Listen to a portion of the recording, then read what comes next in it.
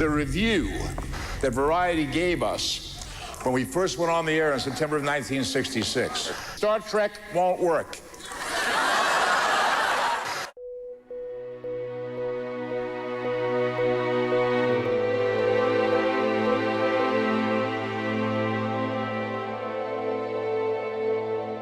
What was your impetus for this project? Where did it start? In November of last year, I approached Dad about the idea of doing a documentary on Spock as a part of the celebration of the anniversary of the original series. And the minute I suggested this to Dad, he was in.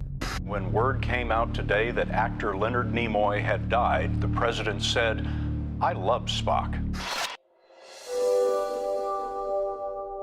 I started acting about 8 years old and suddenly decided that I liked it enough to want to make a career of it, so I came to California in 1949. I loved Leonard. Leonard and I came from a lot of similar backgrounds. He was a multifaceted individual. He was never just Spock to me, even growing up. He had a ubiquitous curiosity about everything going on in the world. Prior to Star Trek, I never had a job that lasted longer than 2 weeks. Never. 2 weeks. People asked me what it was like living with Spock. And for the most part during that period, he'd come home at night, eat his dinner, memorize his lines, and then just go to sleep. He was trying so hard to get this career going. It took a toll on his family life. That he was occasionally Leonard-like, but mostly he was Spock.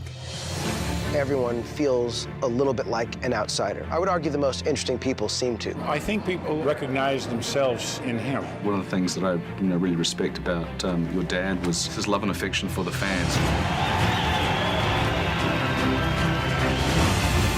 To create a character who leaves a mark on the society that strikes a chord that resonates. Leonard Nimoy did that. Leonard was a self-made Renaissance man. You made the world stand up and listen.